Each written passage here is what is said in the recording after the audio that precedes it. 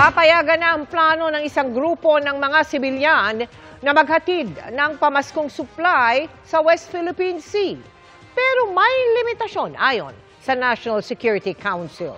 Yan ang tinutukan ni Chino Gaston at Bernadette Reyes. Sa kabila ng paulit-ulit na panggigipit ng mga Chino sa mga Pilipino sa West Philippine Sea, may itutuloy na plano ang isang grupo ng mga sibilyan ngayong Kapaskuhan. Ang Christmas convoy na magdadala ng pamaskong supply sa BRP Sierra Madre na nakasadsad sa Ayungin Shoal. Ang issue ng ating karapatan at sovereignty ay hindi lamang tungkulin ng pamahalaan, tungkulin yan ng mamamayan. Yung ating mga kapwa kababayan, hanggang even Coast Guard and all that, gusto naming tulungan kasi silang nakasalang, frontline sila. Bibisita rin daw ang convoy sa Pag-asa Island para magdala sa mga tropa roon. Ngayon pa lang, handa na raw ang mga sibilyang lalahok sa convoy. Ayon sa atin ito, koalisyon mula 15 umakyat na sa 100 ang mga nais lumahok sa civilian-led supply mission patungo sa West Philippine Sea. This is a historic event and an opportunity.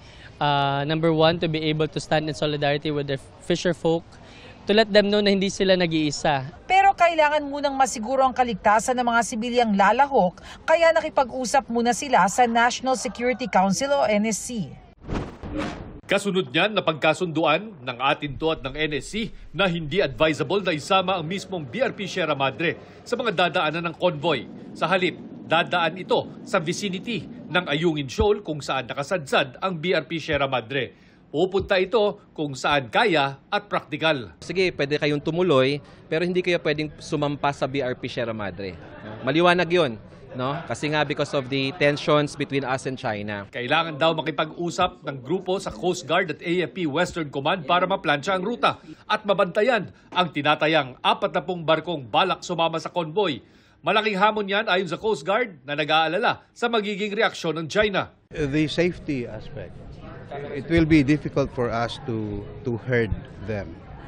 But we will find ways. Kaya lahat na pamaskong supply ay iipunin muna sa Pag-asa Island at ihahatid na lang sa mga sundalong nasa BRP Sierra Madre sa susunod na resupply mission. Nirerespeto raw ng Atinto ang desisyong ito. Pero Hindi namin gini-give up na kasama ang BRP Sierra Madre sa pagdadalhan ng mga handog.